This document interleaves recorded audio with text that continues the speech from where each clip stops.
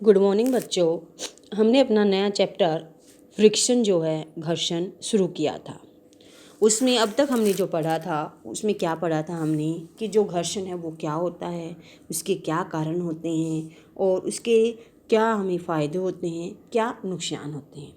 उसके बाद हमारा जो टॉपिक बचता है कि घर्षण को हम बढ़ा भी सकते हैं और घटा भी सकते हैं। तो कौन कौन से तरीके हैं जिनके द्वारा हम घर्षण को बढ़ाते हैं और कौन से ऐसे तरीके हैं जिनसे हमें घर्षण को घटा सकते हैं। देखिए आज शुरू करते हैं घर्षण का बढ़ाना तथा घटाना। आपने देखो पिछली परिस्थितियों में देखा कि जो घर्षण है ना वो हमारे लिए क्या होता है, जरूरी होता है, वांछनीय होता है। अब वो वांछनीय है तो कहीं ऐसी भी सिचुएशन हो सकती है जहाँ हमें क्या करना पड़ सकता है, घर्षण को बढ़ाना पड़ता है। यानी जहाँ ज़्यादा आवश्यकता होती है ना घर्षण की, तो वहाँ पे हमें क्या करना पड़ता है, घर्षण को बढ़ाना पड़ता है। देखिए आपने अभी जूते या चप्पल देखे होंगे, उनके नीचे जो है क्या है कि एक लाइन ऐसी खांचेदार ऐसे डिजाइन सा बना होता है। तो वो डिजाइन जो है, वो जिनको खांचे हम कहते हैं, वो क्यों बनाते हैं कि वो घर्षण बल उनसे बढ़ाया जा सकता है। उनसे घर्षण बल जो है जूतों का वो बढ़ जाता है, जिससे जूतों की जो फर्श के ऊपर पकड़ है ना वो अच्छी बन जाती है। ठीक है, समझ में आ गई, और जिसे हम फिसल नहीं सकते। उसी प्रकार आपने ट्रक वगैरह देखे होंगे, उनके टायर, गाड़ी के टायर या बुलडोजर वगैरह जो होते हैं उनके टायर जो हैं वो भी देखे होंगे। देखो यहाँ पे आपको दिखाई दे रहा है, इस प्रकार के टायर होते हैं, यानी वो खांचेदार होते हैं। ये होते हैं खांचेदार, इस प्रकार की जो शेप होती है ना उसको खांचेदार बोलते हैं। जिससे सड़क पर उनकी जो पकड़ है वो क्या बन जाती है, वो क्यों बनाए जाते हैं, पकड़ को अच्छी, सड़क के ऊपर पकड़ जो उनकी अच्छी बन सके इसलिए। दिखाई भी दे रहा होगा आपको।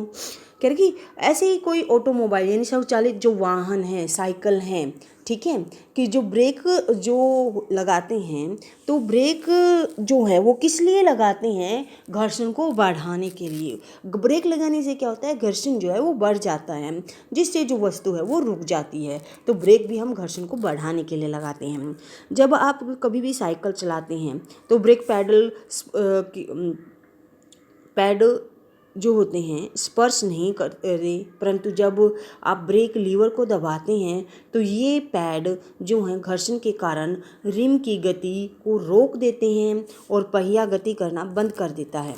आपने यह भी देखा होगा कि जो कबड्डी खिलाड़ी होते हैं वो अपने हाथों पे क्या करते हैं, मिट्टी रगड़ते हैं, जिससे उनके हाथों की पकड़ जो है वो अच्छी बन जाती है और जो दूसरी टीम का खिलाड़ी है उसको अच्छी से क्या कर सकते हैं, पकड़ सकते हैं। क्लियर है ये बात भाई। दोबारा देखिए क्या बता रहा है यहाँ पे कि आपने कभी साइकिल चलाई होगी, तो साइकिल चली होगी तो ब्रेक लगाते ना, जब तक हम ब्रेक अप्लाई नहीं करते ना तो रिम है ना, जो ब्रेक के जो पैड होते हैं उनसे कांटेक्ट में नहीं आता। लेकिन जैसे ही हम ब्रेक अप्लाई करते हैं तो उनका क्या होता है, वो आपस में कांटेक्ट में आ जाते हैं, जिससे जो साइकिल है वो क्या हो जाती है, फिर रुक जाती है और पहिया जो है वो गति करना क्या कर देता है, बंद कर देता है। ऐसे ही खिलाड़ी, जब आप कबड्डी खेलते हैं तो हम रीत को रगड़ने की आपको हाथों को सलाह देते हैं। क्यों? क्योंकि जिससे जो है हाथों के अंदर जो है मिट्टी रगड़ने से क्या होगा, घर्षण बढ़ जाएगा और जो दूसरी टीम का खिलाड़ी है उसको पकड़ सकेंगे, वो हमारे हाथ से अपना हाथ छुटा नहीं पाएगा घर्षण ज़्यादा होने की वजह से। तो इस वजह से जो है हम अपने हाथों को जो है वो मिट्टी से रगड़ते हैं। ऐसे जिम्नास्टिक प्लेयर होते हैं, वो क्या करते हैं, ऐसी रुक्ष पदार्थ लगाते हैं, रुक्ष पदार्थ यानी कि खुरदरा जो वो ताकि घर्षण के अंदर क्या हो सके, वृद्धि हो सके और वो अच्छे से जो है पकड़ सके। ओके, देखो जहाँ पे हमें घर्षण वांछनीय होता है तो कई जगह ऐसी भी होती हैं जहाँ अवांछनीय है। अवांछनीय मतलब जहाँ हमारे लिए घर्षण जो है वो ज़रूरी नहीं होता है, वो नुकसानदायक होता है। तो ऐसे भी कुछ परिस्थितियाँ होती हैं। आप कैरम बोर्ड खेलते हैं तो कैरम बोर्ड खेलते हैं तो हम क्या करते हैं भाई, उसके ऊपर पाउडर छिड़कते हैं। क्यों छिड़कते हैं वो पाउडर, कभी सोचा आपने? हाँ बिल्कुल सही। उससे क्या कि गोटी जो है वो आसानी से अपनी जगह पे चली जाती है। बिल्कुल, क्या फ़ायदा हुआ उससे कि जो गोटी है वो आसानी से क्यों चली गई, क्योंकि वहाँ पे क्या हुआ, जब आपने पाउडर छिड़का ना तो वहाँ पे क्या हुआ, जो घर्षण है ना वो क्या हो गया, कम हो गया। पाउडर छिड़कने से क्या हो गया, घर्षण कम हो गया, और घर्षण कम करने से जो गोटी की गति है वो क्या हो गई, आसान हो गई, और वो ज़्यादा दूरी तय कर पाएगी। इसलिए क्या है, पाउडर छिड़का जाता है कैरम बोर्ड के ऊपर। ऐसे आपने कभी दरवाजे वगैरह के अंदर देखा होगा, आपके घर के बड़े लोग जो होते हैं ना, वो जो उसके कब्जे होते हैं उसके अंदर क्या करते हैं, तेल डालते हैं। क्यों डालते हैं, जिससे जो दरवाज़ा है वो आसानी से, क्योंकि घूमने लग जाता है, क्योंकि क्या होता है उसके अंदर घर्षण जो है वो क्या हो जाता है, कम हो जाता है। घर्षण कम होने से वो आराम से क्या कर पाएगा, गति कर पाएगा।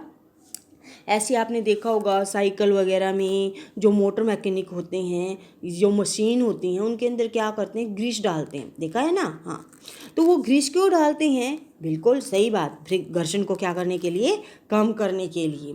क्योंकि जब चलती है साइकिल तो धीरे धीरे धीरे धीरे क्या होता है, उसकी ग्रीस खत्म होती चली जाती है, और जब बिल्कुल ख़त्म हो जाती है तो उसके अंदर क्या होता है, हमें चलानी वो मुश्किल हो जाती है। तो इसलिए वो आसानी से गति कर सके तो उसके अंदर क्या डाली जाती है, जो ग्रीस है वो डालते हैं हम। ओके, या इसकी जगह पे हम घर्षण कम करने के लिए क्या हम तेल या ग्रेफाइट जो है वो भी यूज करते हैं, जिससे मशीन के जो गतिशील पुर्जे होते हैं वो आसानी से चल सकें। क्या होता है कि उनके एक बीच में पतली सी लेयर बन जाती है, एक परत बन जाती है, जिससे जो पृष्ठ है ना वो एक दूसरे के ऊपर रगड़ नहीं पाते, यानी उनमें घर्षण नहीं हो पाता है। इस प्रकार जो अनियमितताएं होते हैं, अनियमित मानी इरेगुलरिटीज होती है ना, ये इस प्रकार आपको बताई थी, इस प्रकार होती हैं हर सरफेस के अंदर। तो वो क्या होती हैं कि इसके अंदर जब आप, जैसे ये कोई इरेगुलर सरफेस था, तो जब इसके ऊपर पॉलिश कर दोगे आप तो ये रेगुलरिटीज क्या हो जाएंगी, कम हो जाएंगी इस प्रकार। ठीक है, जिससे जो है इंटरलॉकिंग जो होती है, जैसे इंटरलॉकिंग आपको सिखाई थी इस प्रकार, ये एक सरफेस है, दूसरा सरफेस इस प्रकार, तो ये इंटरलॉकिंग जो है जब इसके अंदर पॉलिश कर देंगे तो इंटरलॉकिंग क्या हो जाएगी, कम हो जाएगी। उनका इंट्रैक्शन जो है, उनके अंदर जो फोर्स लगेगी एक दूसरे को खींचने की, यानी घर्षण वाली, वो क्या हो जाएगी, कम हो जाएगी, काफ़ी दूर तक, सीमा तक वो क्या हो जाती है, दूर हट जाती है, जिससे गति करना क्या हो जाता है, फिर आसान हो जाता है। ये जो हम जो घर्षण को कम करने के लिए यूज करते हैं, जिसके जो पदार्थ हैं, जैसे ग्रीस है, तेल है, ये सब चीज़ें जो है ना, इनको क्या कहा जाता है, इनको हम बोलते हैं क्या, स्नेहक। क्या बोलते हैं इनको, स्नेहक। तो यानी कि घर्षण को कम करने के लिए जो पदार्थ यूज किए जाते हैं उनको क्या कहते हैं, घर्षण कहते हैं। कुछ जो मशीनें हैं जहाँ घर्षण का प्रयोग, मतलब तेल डालने के लिए जो है, घर्षण जो है उसको कम करने के लिए तेल डालने के लिए मना किया जाता है, तो वहाँ हम क्या करते हैं, उन मशीनों के अंदर हम वायु की गद्दी जो है वो बना दी जाती है, यानी वायु इकट्ठी कर दी जाती है, जिससे उनका घर्षण क्या हो जाता है, कम हो जाता है उन जगह पर। तो ऐसा वायु के द्वारा भी हम घर्षण जो है वो कम कर सकते हैं। ठीक है, तो इसके अंदर हमने क्या पढ़ा कि घर्षण किस प्रकार जरूरी है, अगर जरूरी है तो इसको किस प्रकार हम कहाँ कहाँ उनको बढ़ाते हैं, यहाँ हमने ये देखा। और इसके अंदर हमने क्या देखा, घर्षण को किस प्रकार हम कम करते हैं, किन किन जगह पर हमें घर्षण के कम करने की ज़रूरत होती है। चलिए आगे देखते हैं। अब जो बुझो है उसके दिमाग में क्वेश्चन आया कि अगर हम बहुत ज़्यादा चिकना कर दें फर्श को, यानी कि बहुत ज़्यादा पॉलिश कर दें, तो क्या घर्षण जो है वो क्या हो जाएगा, कम हो जाएगा, बिल्कुल जीरो हो जाएगा। देखिए भाई ध्यान से सुनिए, घर्षण जो है ना वो कभी भी शून्य नहीं हो सकता, कभी भी घटकर शून्य नहीं हो सकता, पूर्णतः समाप्त नहीं हो सकता, क्योंकि कोई ना कोई अनियमितताएं जो है वो जरूर रह जाती हैं, चाहे आप उसको कितना भी चिकना बना लें, कितना भी उसके अंदर स्नेहक यूज कर ले, वहाँ पे क्या रहेगा, घर्षण चाहे कम मात्रा में हो पर होता जरूर है। देखिए अगला टॉपिक आपका क्या, पहिए घर्षण कम कर देते हैं कैसे। देखिए जो पहिए होते हैं वो घर्षण को कम करते हैं। देखिए कैसे, आपने देखा होगा हमारी जो सूटकेस होती हैं उसके नीचे छोटे छोटे पहिए लगे रहते हैं, है ना। हाँ, तो वो क्या करते हैं, उनको जब हम पकड़ के जब सूटकेस को ऐसे पकड़ के चलाएंगे तो उसको ले जाना आसान होगा, और एक बिना पहिए की आपकी सूटकेस है उसको चलाएंगे तो देखिए हम दोनों में क्या अंतर पाते हैं कि जो पहिए वाली जो अटैची होती है ना हमारी, उसको चलाना क्या होता है, आसान होता है, बजाय कि इसको क्या करें ऐसे ही हम खींचें, यानी बिना पहिए वाली अटैची को खींचेंगे उसकी बजाय। मतलब क्या हुआ कि अगर आप क्या करते हैं कि जब ये इस तरह के पहिए लगे होते हैं तो उनमें क्या होता है, घर्षण कम हो जाता है। यानी ये पहिए जो हैं वो क्या कर देते हैं, घर्षण को कम कर देते हैं। तो इन पहियों और रोड के बीच में, यानी कि इस प्रकार के जो पहिए होते हैं गोल, ठीक है, या सिलेंड्रिकल, तो उनके बीच में जो घर्षण होता है ना रोड के, उसको क्या बोलते हैं हम, लोटनिक घर्षण बोलते हैं। क्या बोलते हैं बेटा, लोटनिक घर्षण। बिल्कुल।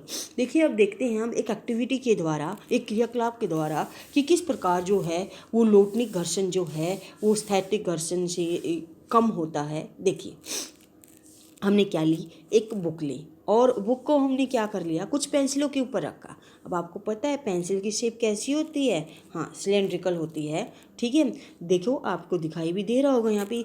अब हमने बुक को जब इस पेंसिल के इन पेंसिल्स के ऊपर रख के चलाया ना, तो हम क्या देखते हैं, ये आसानी से चल पड़ती हैं। और जब इनको पेंसिल हटा के फिर चलाओगे ना, तो जब और जो पेंसिल वाली थी कंडीशन थी वो, और अब बिना पेंसिल वाली जो कंडीशन है उसमें बहुत ज़्यादा फर्क हो जाता है। क्यों हो जाता है, यानी कि पेंसिल के ऊपर रख के चलाते तो आसानी से चल पड़ती है, और ऐसे चलाओगे तो थोड़ा ज़्यादा बल हमें लगाना पड़ता है। ऐसा क्यों होता है, क्योंकि यहाँ जो घर्षण काम कर रहा है ना इस कंडीशन में, वो कौन सा घर्षण है, वो लोटनिक घर्षण है। वो कौन सा घर्षण है, लोटनिक है। यानी पेंसिल जो है वो उसको लुढ़का देती हैं। जिस प्रकार जो लोटनिक गति होती है, इस प्रकार की जो गति है उसको क्या बोलते हैं हम, लोटनिक गति बोलते हैं। ओके। और जो गतिशील जिससे वस्तु को जो गतिशील करना आसान होता है, बजाय कि जब हम इसको सरकाएंगे ना, तो क्या हो जाएगा कि एक तो आप देखो इस प्रकार सरकाओगे तो घर्षण क्या हो जाएगा, कम हो जाएगा। और बिना इनके पेंसिल्स के सरकाओगे, सरका के देखेंगे तो हम क्या देखते हैं, उस टाइम हमें ज़्यादा बल लगाना पड़ता है, क्योंकि वहाँ पे घर्षण क्या है, ज़्यादा है बजाय कि इस घर्षण के। ओके। अब जब एक वस्तु किसी दूसरी वस्तु के पृष्ठ पर लुढ़कती है तो गति का जो प्रतिरोध होता है, प्रतिरोध वहाँ पे भी लग रहा है, यानी घर्षण बल वहाँ पे भी लग रहा है लुढ़कते टाइम भी, लेकिन वो जो घर्षण वो कम होता है। तो इस प्रकार का जो घर्षण, यानी जब कोई वस्तु लोटन करती है, क्या करती है, लोटन करती है, तो उस टाइम जो घर्षण करता लगता है उसको क्या बोलते हैं हम, लोटनिक घर्षण। उसको क्या बोलेंगे बेटा, लोटनिक घर्षण। तो लोटनिक घर्षण जो है वो क्या होता है, कम होता है जब कोई वस्तु दूसरी वस्तु के ऊपर सरकती है। उसकी बजाय जो है लोटनिक घर्षण हमेशा क्या होता है, कम होता है, जिसे लोटन करवाना किसी वस्तु का क्या होता है, आसान होता है। यही कारण है कि कोई रोलर जड़ा वस्तु जो है उसको चलाना या खींचना क्या होता है, सुविधाजनक होता है।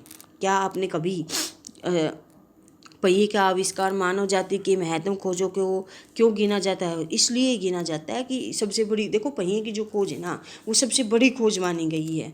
क्यों मानी जाती है, वो इसी वजह से क्योंकि चलाना वस्तुओं को क्या हो गया, आसान हो गया।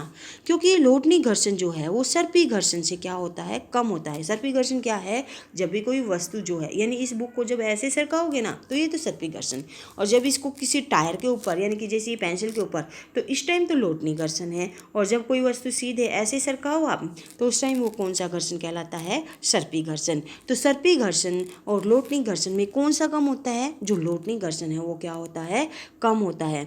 यही कारण है कि जो मशीनें होती हैं ना उनके अंदर बैरिंग्स यूज किए जाते हैं। देखा होगा आपने, बाल बियरिंग उनको हम बोलते हैं, क्योंकि एक सरफेस है वो दूसरे सरफेस पे क्या कर सके, लोटन कर सके। इसलिए ऐसे पंखे जो लगे रहते हैं या साइकिल जो होती है उनके बीच में भी सब में क्या होता है, ये बाल बियरिंग का प्रयोग होता है।